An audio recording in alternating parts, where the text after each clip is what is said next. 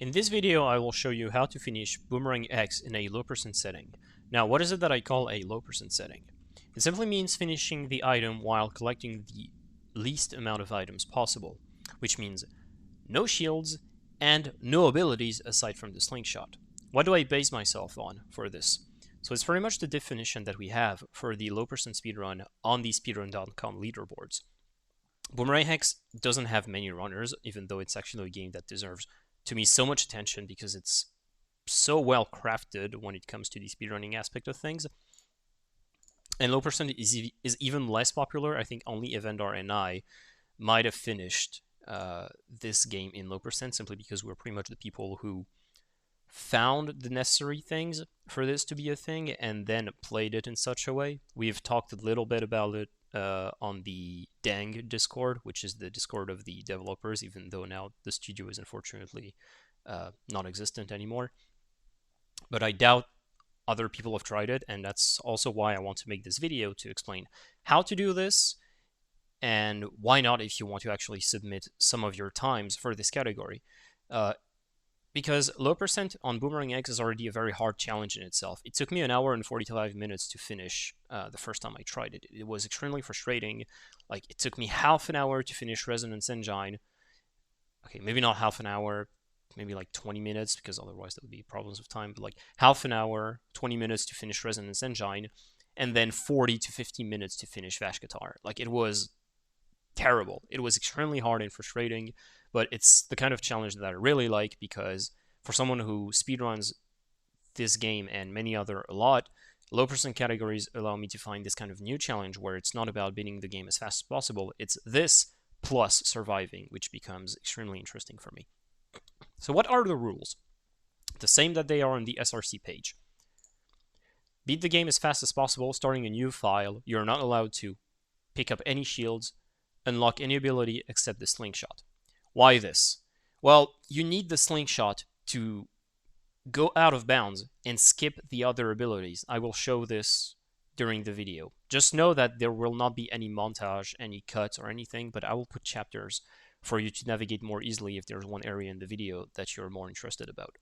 Glitches and skips are allowed, yes, because you cannot do this category without major glitches. It's not something that was intended by the developers, at least we definitely do not expect it to be the case.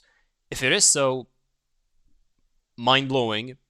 These people are amazing, their game is amazing, and if they somehow anticipated this, hats off, and thank you.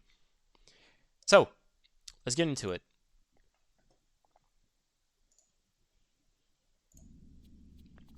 I will simply start from a fresh file. Important things as well. So it's already a challenge in itself, and you don't need to take the speedrunning aspect of things into consideration if you do not want to submit a run to the leaderboards and only want to do it for the challenge of it. Don't worry about this. But if you intend on submitting a low percent run on the leaderboards, do not activate the no shields mode. Because if you do, it will make this little yellow star spawn, and it means that a specific setting has been changed, such as, you know, Scattershot mode, invisibility mode, and such. So even though you only activated no shields, which you might think, alright, I want to skip every single shield in the run, so I might as well just turn this on. No, please don't do it. Just walk past them. It's really not hard to dash across or walk past. That way we're sure that no setting has been modified, and it's a lot easier for us to verify the run. So we start on a fresh file, and for now we will want to play the game quite normally, at least until we have unlocked, at least we reached the chords room of the Flux ability. So since we are playing a category that allows the use of major glitches, in a speedrun I might be tempted to go out of bounds towards this area, if I can do it. There you go. And skip the very first arena of the game simply by jumping over these rocks and navigating. But I'm not going to bother about this. Just play the game normally.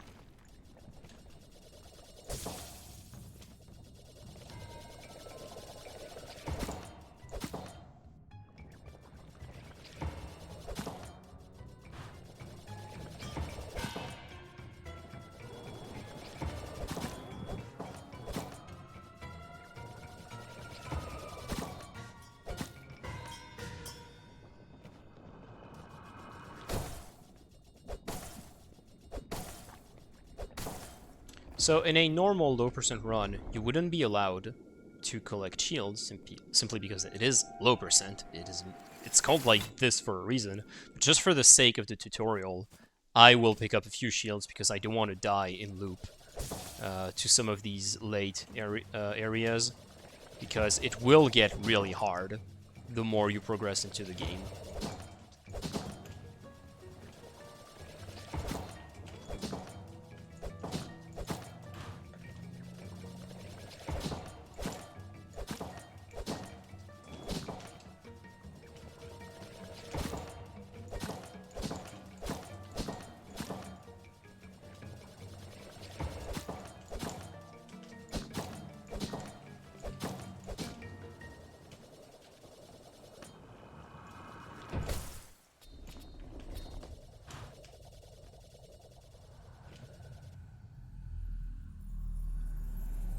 So the main part of this run is that once we reach these cords room, using the Slingshot, you can actually just turn around and clip through this door by throwing a charge boomerang through this. You can see that your boomerang actually goes through the door at a certain angle.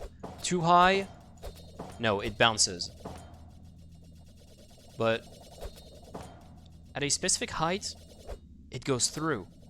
And you can actually clip out of bounds and reach the next arena, which I will show you at the next one. So we unlock the Slingshot.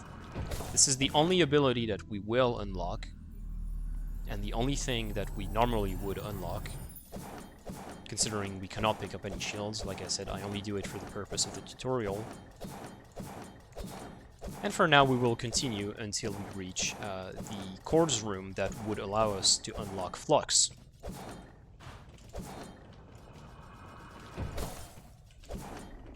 So feel free to use the YouTube chapters if you want to skip to that part already.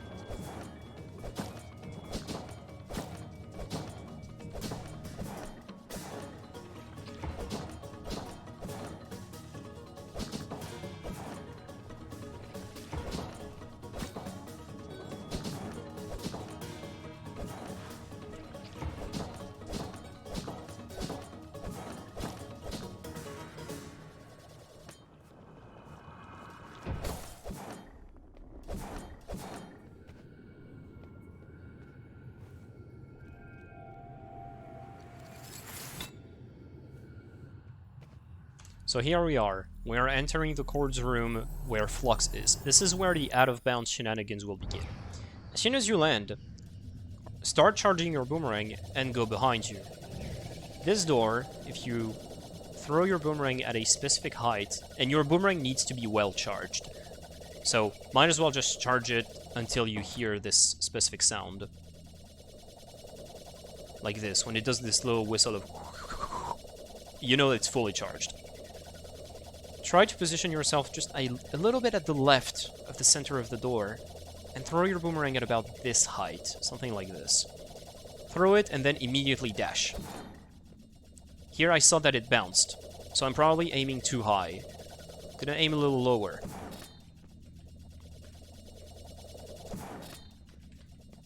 A little higher, perhaps? There you go. I am out of bounds. So now you have two methods.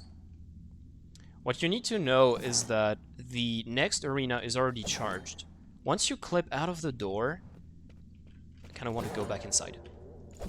Please, game.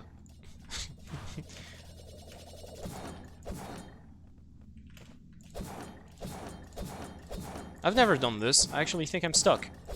I'm gonna recharge this. It's fine.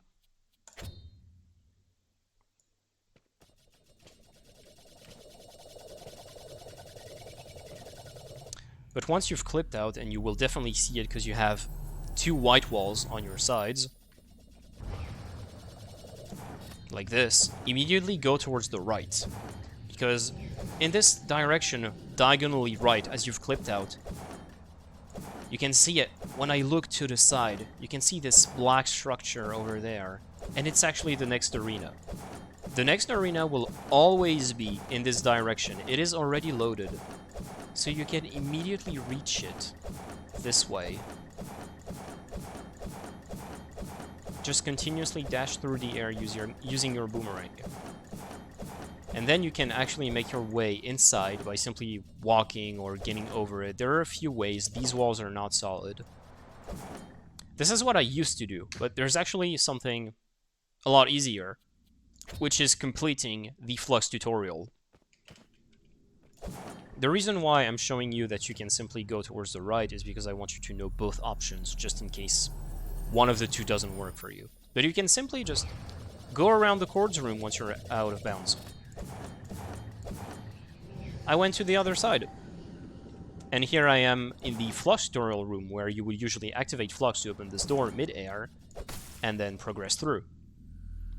So in a speedrun, I will simply just do this, because it's so much faster than progressing out of bounds. And now you find yourself in the Grudge Pit without the Flux. I'm pressing Shift right now on my keyboard, and nothing's happening. And you will do this in every single cords room. Once you've clipped out of the cord room, two things. You either get to the next arena by navigating out of bounds, going diagonal right, like I showed you, once you've clipped out, or you complete the tutorial area without the power, which is actually doable for everything besides the comet. So again, I will mute myself, and I will start talking again a little later.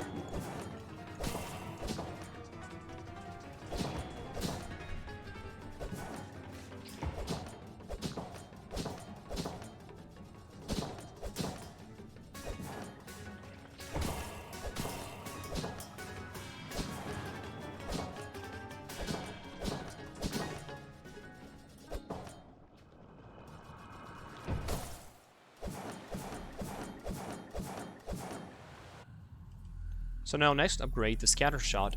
Same thing. As you spawn in, turn around, charge a boomerang towards the door, a little bit to the left, towards this height, throw and dash. And you got yourself out.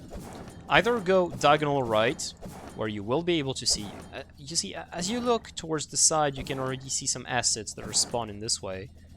So you can navigate over there, or simply do the tutorial.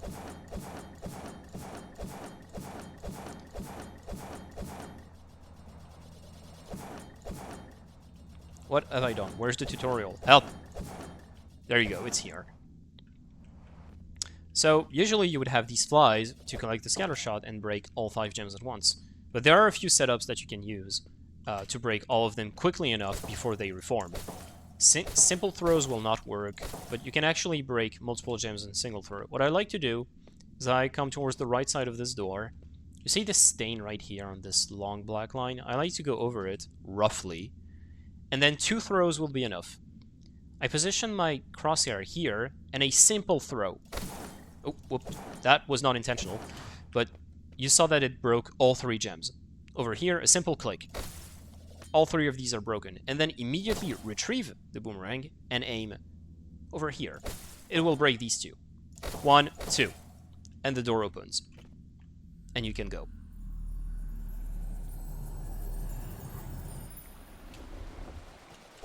And there you go, you have successfully skipped the Scattershot. Now you can see that when I will line up multiple enemies, I do not unlock the Scattershot.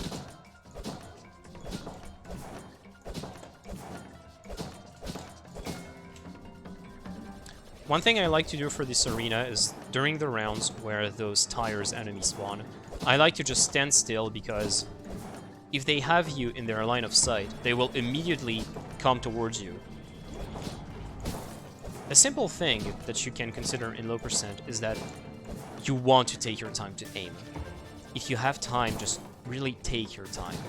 You don't need to panic immediately, because the more you start to panic and try to be fast, you might just end up losing more time and putting your life at risk.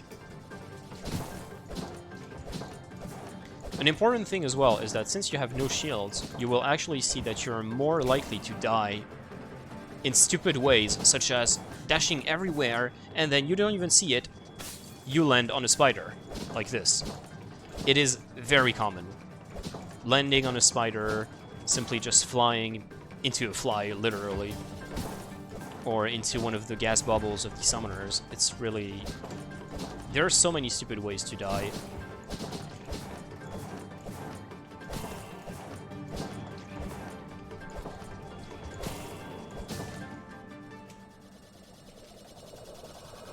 When doing this, I also think there's an important aspect of target priority to understand. What I mean by that is that, for example, in this arena, spiders at the very bottom are my smallest concern.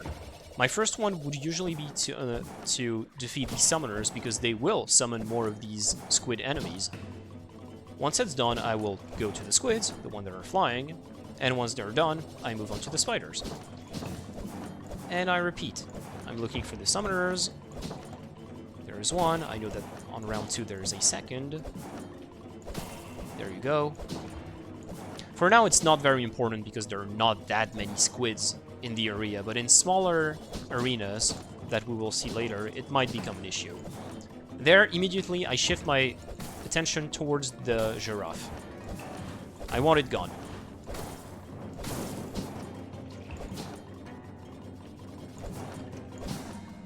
I know round 4, I know that there are only spiders on the ground.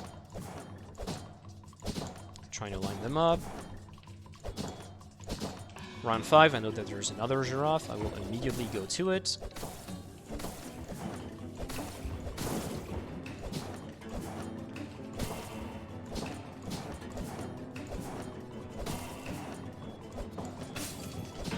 That's your run done for you. And see, I would have died here in an actual run.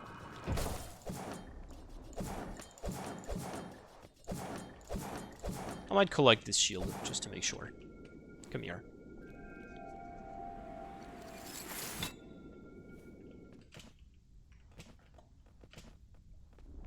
So, for now, you might think that this is simple, and I think it's fairly simple.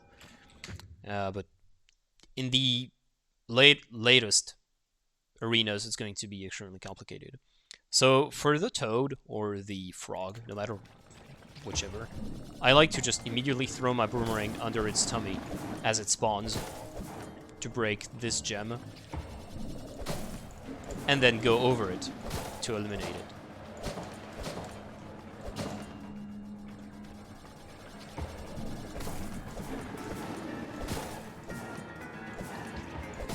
I will try to give you some of those tips while I do some of the arenas. But as for everything, the more you will play, the more you will start to understand which enemy you should start to kill first, how you should kill them, in what order, etc., etc.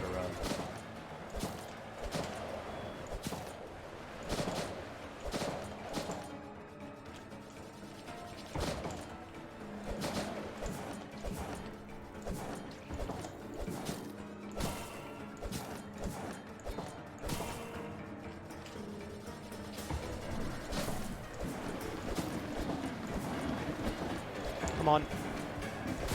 Woo! Nice shot.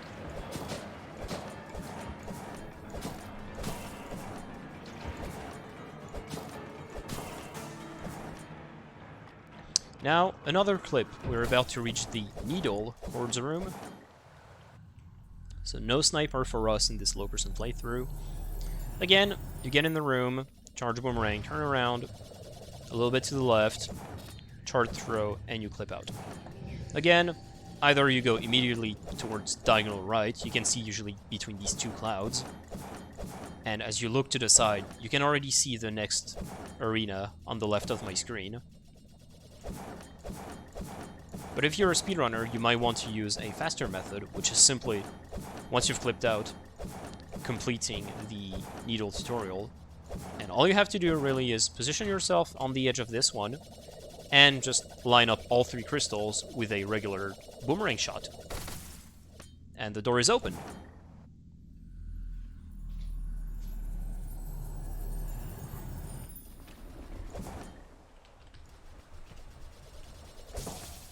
Now for this one, what I like to do is to get rid of these summoners as I start. This one had a good spawn. I know that they keep on going. I immediately throw my boomerang towards them to make them warp away. And I finish the wave by taking care of the sharks. Now we have more summoners, squids. Well, I guess these enemies, I should call them the summoners, and these guys, the, I don't know, witches, sorcerers, perhaps. And once I'm done with all the enemies that are high up, I can finish the sharks. Now, this, I try to eliminate it as fast as I can, because it's extremely annoying. The moth, there you go. Took me a while to remember the name of this enemy.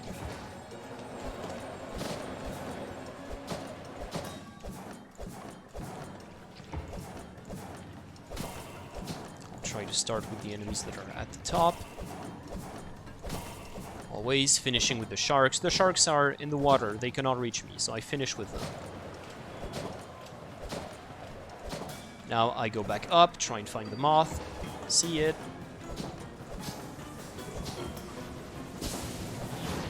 Shield is broken, and the moth is down.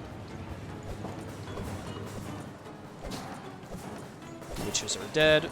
I'm trying to continue with the summoners. Squids, and then the sharks. And it's all done.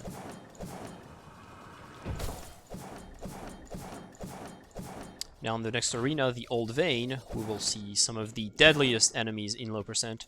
The eyes, with their stupid lasers.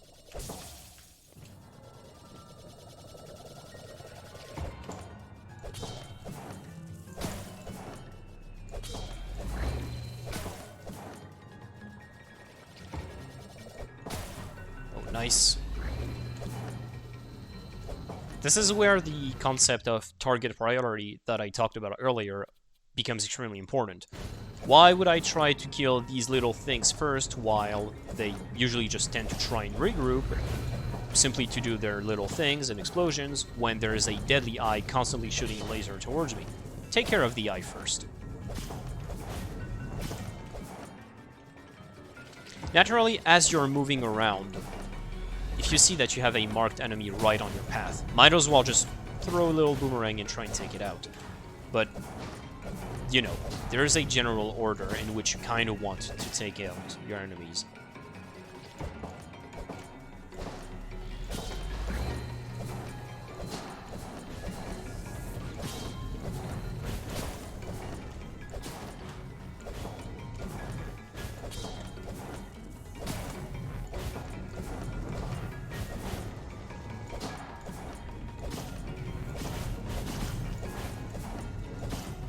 The way I usually treat my target priority is that I think about the top priority should be the deadly enemies, so like the eyes, the shurikens that we will see later in some other arenas.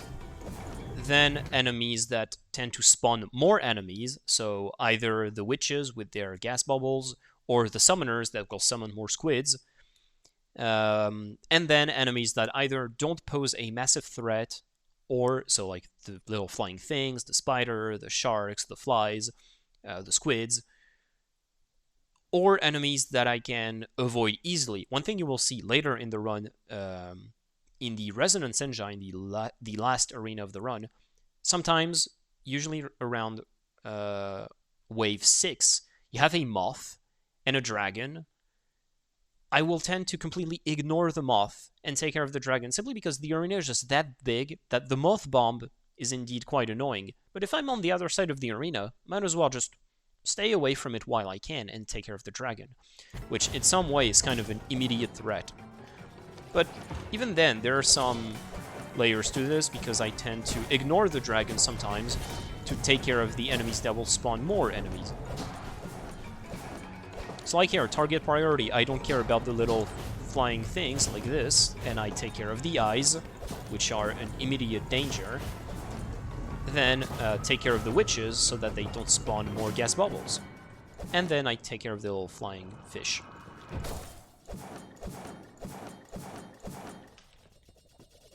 Moving over to Attil's quarry, and same thing.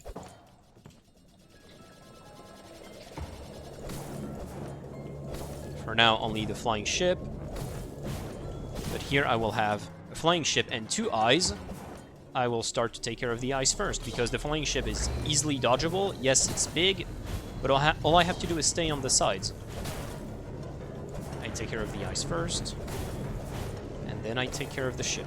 Now that's just my way of playing this game when I speedrun this category, but you can find yourself your own way to play. Now in this wave, see these shurikens that are spawning, I take them out because I think they're dangerous. They can be extremely fast sometimes.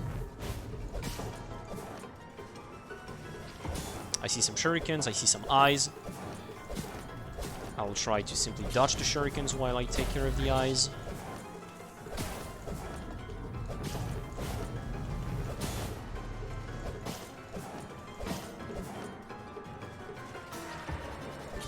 The eye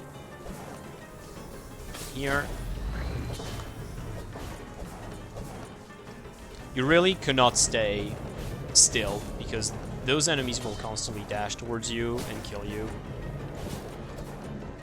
And see here, I almost kind of clipped through the ship. It's because when you dash with the boomerang, you actually have a bit of invincibility, which can be completely abused sometimes. See, I literally touched the ship and it did not take away one of my shields.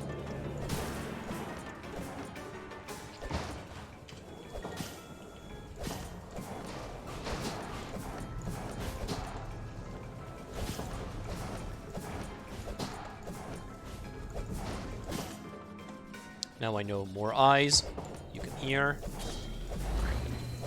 More eyes, more shurikens, the flying ship.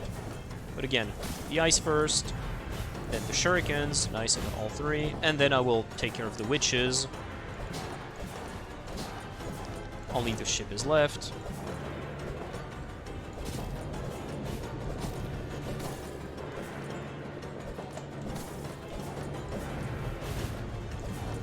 Do not dash within those explosions. Really be careful where you dash, especially when you go up inside of this arena and you need to go up to catch the ship. Try not to be at the center of the arena. Try to be close to the walls, because naturally the enemies will come closer to the center rather than the extremities. We move on, and we're about to get into the Blaze Cord Room.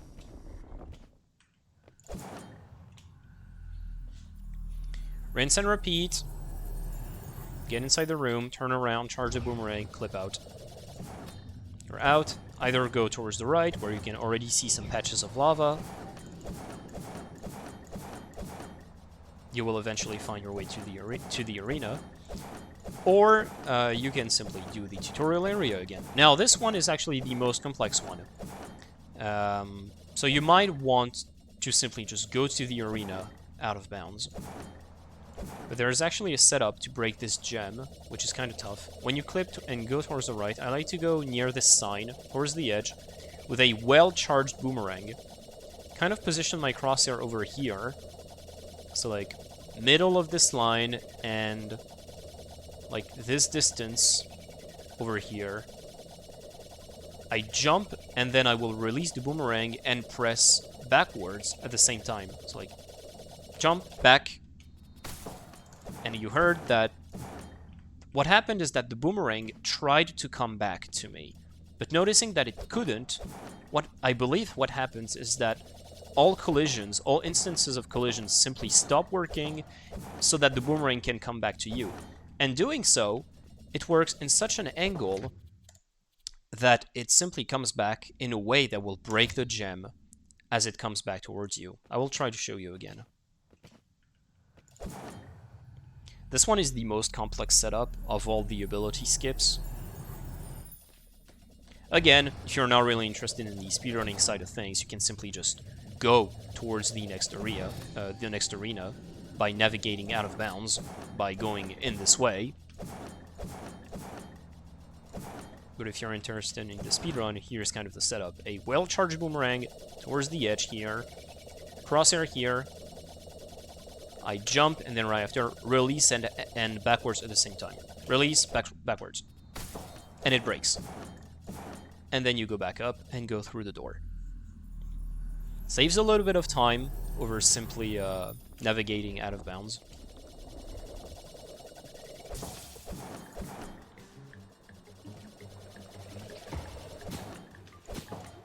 Now this is usually where things get extremely stressful for me. So first I like to take care of these flying flame squids because you can see that they shit their flame out of everywhere. Once it's done, I usually go under here because I know I cannot get pooped on by one of these squids dropping blue flames, and I take care of the spiders from this distance. I repeat for the second wave. Take care of the flame squids first, then the summoners. I go to cover, and I take care of the spiders from a distance. Same thing for wave 3. The only difference is now you have this little shields thing.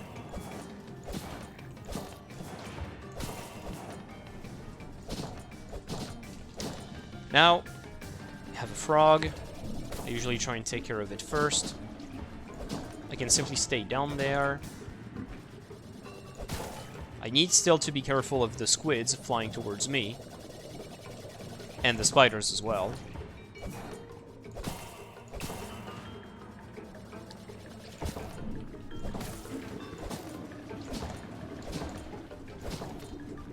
Here I try to stay under cover because in this 5th wave you have the flame flying squids. Or rather flame dropping squids, because we will have flying flame squids a little later. I get to cover, I eliminate the spiders. Now wave 6, this is where shurikens appear. And I hate them in this area. They've killed me so many times on good paces, I absolutely despise them. Because, see, I kind of wanted to demonstrate something in what way they would follow me around so quickly. Well, I guess I kind of did by taking a damage. So I try to spot them, and even the one that isn't marked right here, I tend to kill it, simply because it's just way too dangerous.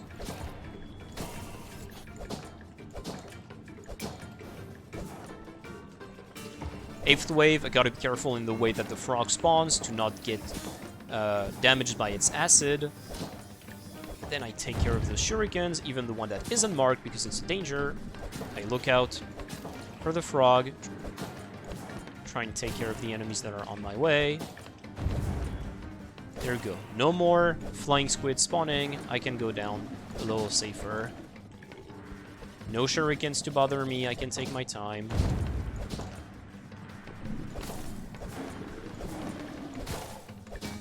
And there you go.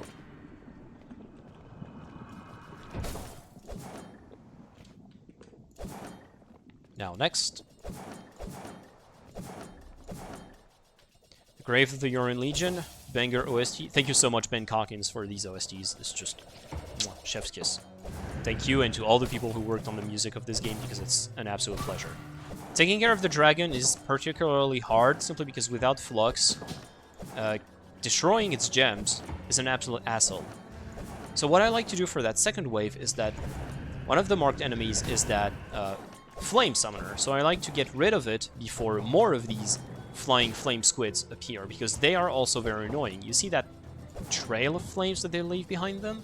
They actually deal damage if you get through them, I believe, in some way. It's like they're a lot more dangerous than the regular flying squids. Then take care of the dragon. Wave 3, you have more summoners. I like to get rid of them first. On my way, I can simply kill one of the marked flying squids, because it's literally on my way, might as well. Then I take care of the dragon. Why do I not kill the dragon instantly? Well, because I can somewhat dodge it. I can dodge it, and it will not spawn more enemies, and you will see. Sometimes it will take you like 40 seconds to get rid of a dragon, simply because it's so annoying to hit.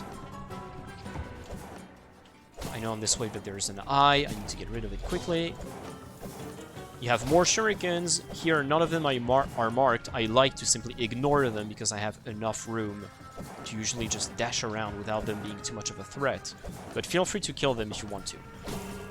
Wave 5, I think there are 2 eyes in a dragon.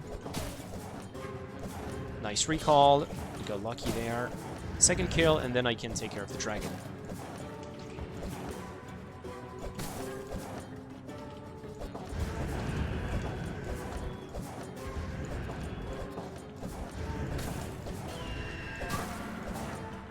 Now only flying squids and their protective insects.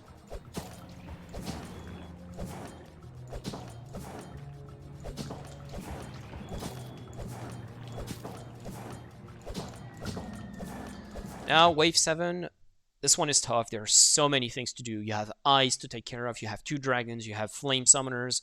I usually like to take care of the eyes first. See, I literally spawned inside of an enemy. Well, an enemy spawned towards me and I did not even see it. Alright. The eyes are down. Try and take care of the summoners so they don't spawn more of those flame flying squids.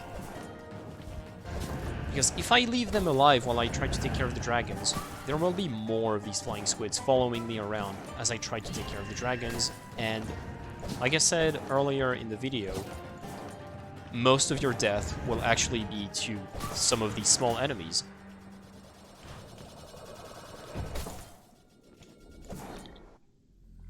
So now we're getting to the Oblivion Comet's Quartz room, and it's pretty much the only power that you cannot do the tutorial for, simply because the only way to open the door that is on the other side is to break the gem that appears here. When you break this gem, it opens the door that is on the other side. And the only way to make this gem spawn is by completing the partition and unlocking the Oblivion Comet, which we don't want to do. It's a low-person run. So we simply clip out, and, well, what's nice is that even if there was actually a way to get through this door, it's straight up faster to reach the arena right here, because it's literally right next to us. So once you've clipped out, dash a few times, 1, 2, 3, 4, 5, 6, and just let yourself fall while holding forward. You can see the arena is right here. Try and stop a little before, because you already... The thing is that there are entrances all around, so you can enter from multiple angles. An important thing, if you don't enter the arena through one of these doors around, and rather from the top, you need to understand that the crystal allowing you to start the waves will only spawn if you get close to one of the doors. So if you arrive from the top of the arena and wonder why nothing is happening, try to just slide along the walls. Keep dashing along the walls, and eventually the game will detect that you're close one of these supposed entrance door. It will close the door and be like, alright, the resonance engine, and spawn the crystal. It's an important thing.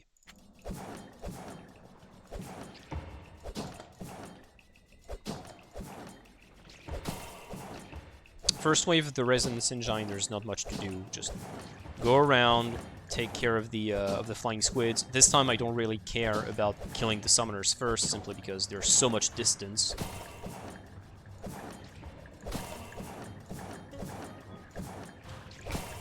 Wave 2, it starts with you will have a lot of witches and a giraffe first. So you want to take care of the giraffe first. At least I do.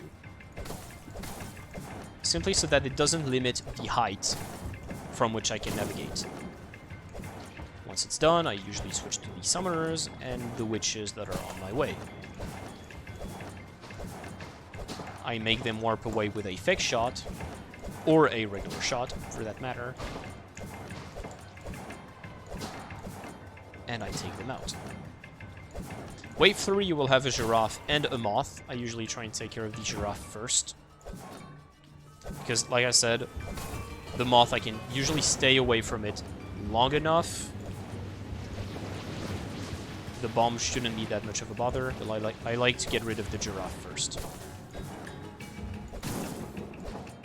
Then I can start to move on to the witches, the summoners. The moth is on the other side. It's doing its own things. I don't really care about taking it out already.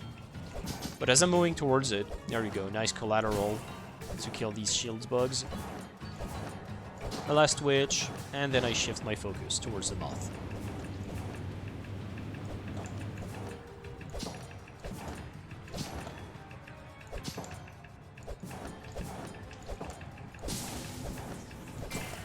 Wave 4, you already have a giraffe again, and some eyes as well. Here, it's kind of preferential. Sometimes I take care of the eyes first, sometimes I take care of the giraffe. It very much depends on almost my mental state as I'm doing the run. And also, if like the eyes are close to me or not. But these, to me, are extremely dangerous. I personally like to stun or even kill the one that isn't marked. Yep, damage taken. Here, my run would be dead and I would be crushed. But the eye is such a threat to me that I like to either kill or stun the one that isn't even marked. And you constantly have to keep using your air control. There's not much air control, but it still allows you to move a little bit backwards, a little bit left, a little bit right. And you can see it's not following you perfectly. It's trying, but not perfectly. Well, here I took a lot of damage to just demonstrate what's happening, but you get the idea.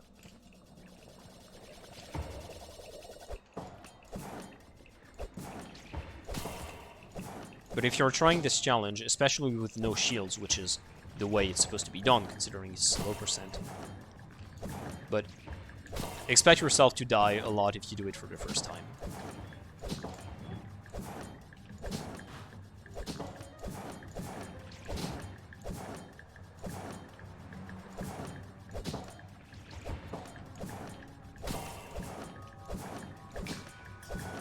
Wave 2, try and take out the giraffe first. Here it is.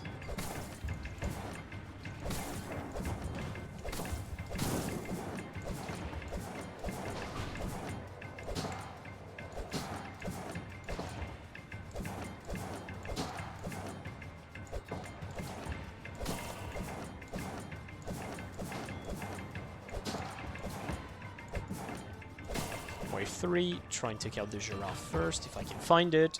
Terrible spawn because the moth bomb will be inside the giraffe, so here I cannot do it, I need to go away. And go back.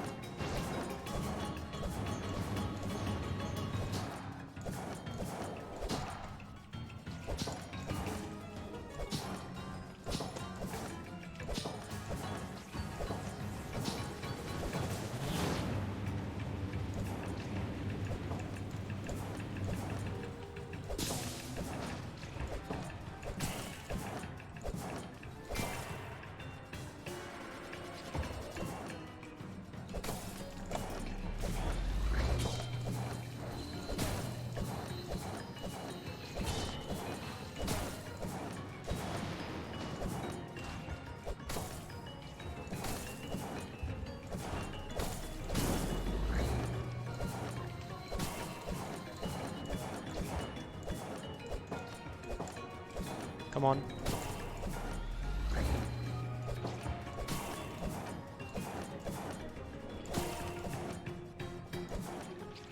Wave 5, I think there's a few eyes as well as a dragon. I'd like to take care of the eyes first. Try and dodge the flames of the dragons, of course. Take out the summoners that are on my way, because why not? Might as well. And I finish with the dragons.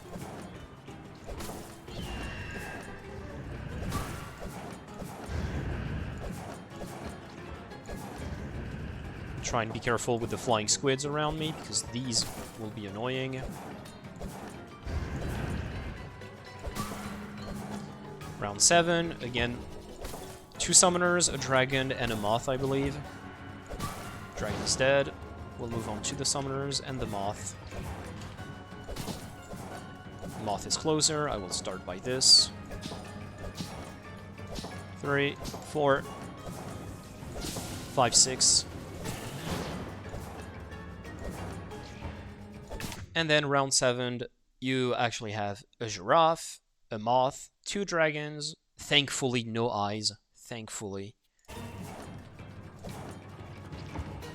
But again, I personally like to start by the giraffe, so that it doesn't actually limit my height. There you go.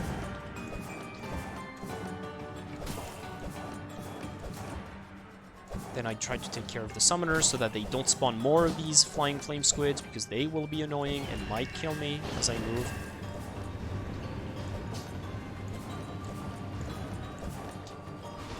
If you start panicking and feel like you're surrounded by so many enemies, don't be hesitant to just dash away. Go away. Give yourself some breathing space. Go away to not have many enemies near you, because of course the more you stay close to an area, you can see on the left of my screen there are many squids and toxic bubbles getting close to me. Go away. Relocate to another side of the arena. Try and think for just 2 seconds. And even 2 seconds away just gives you away that clear mental space to say, alright, I can go back in.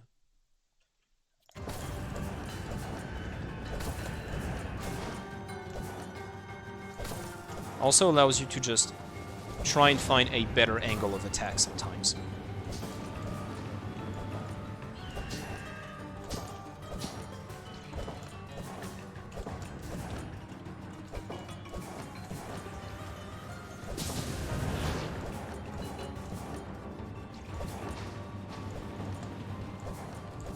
Please die. Thank you.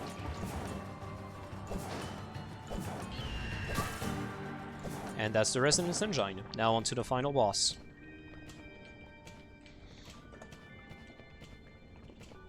So Vashkatar can be extremely frustrating.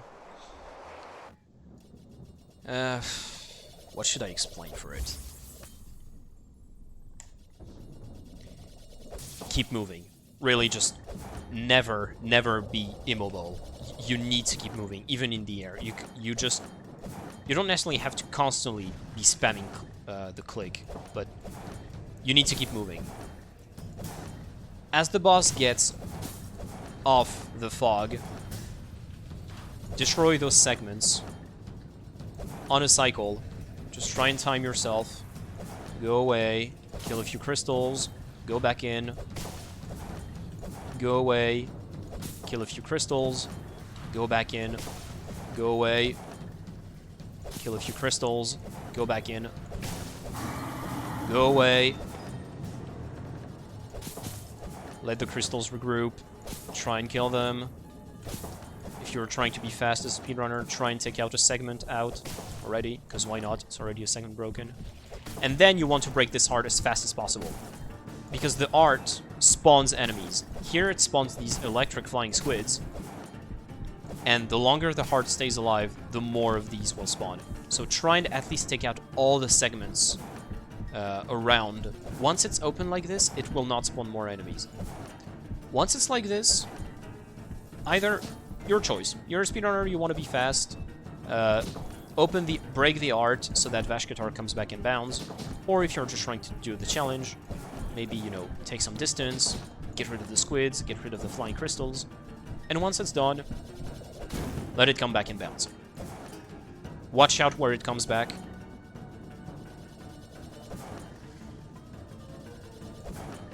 And again, try to get in a cycle, if you can. An annoying thing is that on that second phase, it will shield its crystals. And again, stay on the move. Stay on the move because these crystals will be relentless with you. And here, don't hesitate to absolutely abuse the dash. Look, I'm literally going to be hugging this guy. I'm just spamming the boomerang. Look. Oh, I took a damage here, but I assure you, there are some times where, in a run, I'm just panicking, and I'm clicking the hell of that dash, of that slingshot. And I'm literally hugging Vashkatar and not taking damage sometimes. So it can be extremely useful to survive.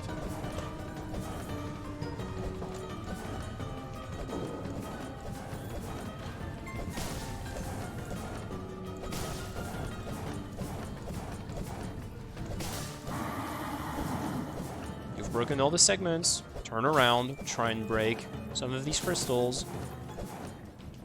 Stay on the distance, wait for the heart to spawn, break as many crystals as you can. Once the heart spawns, again, break it as fast as possible, because earlier it was electric squids, here it's going to be eyes.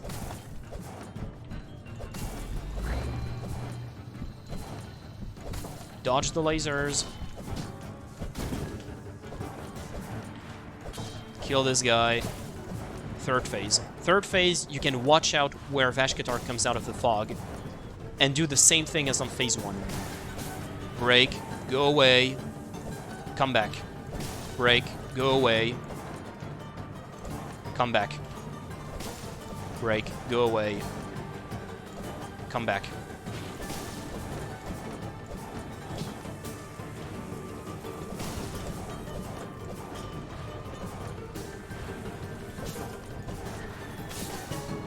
Well, here I would have died twice, but I took a damage right before taking it out.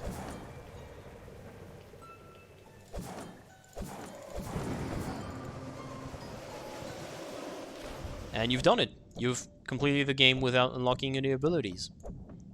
Here I used some shields to not constantly reset in case I take a damage. But you've done it. You had no blaze, you had no comet, no shift, sorry. No shift, no flux, no scattershot, nothing. And you've done it. Boomerang X, low percent. So like I said, it's a cool challenge, something that does require clipping out of bounds, but it really isn't hard to do. Try to experiment a little bit with what I showed you. It shouldn't be too hard. It takes a little bit of trials and errors to get the proper angle, the proper positioning, but you will do it. You will find the way. It's not that hard to clip out. So like I said, it's already a challenge in itself. You don't need to think about speedrunning it. But if you feel like it, please feel free to submit a run, even if it took you 2 hours, 2 hours and a half in-game time, as long as it's single segment, and you can see the timer on the bottom right. Feel free to submit, because, you know, the more we will see on this leaderboard, I think the better it is, and the more attraction it will get. I don't think anyone else besides me and Evandar, who have pretty much designed this category, have done runs of this, or simply completed the game in such a way, because we've pretty much found the glitches. We talked a little bit about it on the Discord, but aside from that, that's it. So if you're interested in this, please feel free to try it out yourself, leave a comment if you need like some indications or anything, and I'll be willing to help. New Game Plus unlocked. Can you do New Game Plus low percent? Yes, you can. You actually can. Because normally, when you would start a New Game Plus, you would see right below your shields bar, you would usually see the loading bar of the Oblivion Comet. Here we do not see it. And I can assure you, I actually have no abilities. Usually when you start a game on New Game Plus, you have all of your abilities. You have the Scattershot, the Comet, and everything in the very first arena of the game. Here we have nothing. So New Game Plus is also doable in low percent. It's not been done so far. I want to do it, but I will definitely not speedrun it in the same way that I speedrun low percent. Low percent on a regular file, I mean, of course. So that's it. That's how you speedrun the game in low percent. Like I said, if you have any questions, feel free to leave a comment, and I will try to answer, try and help in any way that I can. Because I think it's a really neat category, and I would be super happy to see more people playing it and perhaps even running it and getting into the speedrunning of this game in general, not even low percent. Well, that's it. Thank you for watching, and I hope you will try it out yourself. Goodbye.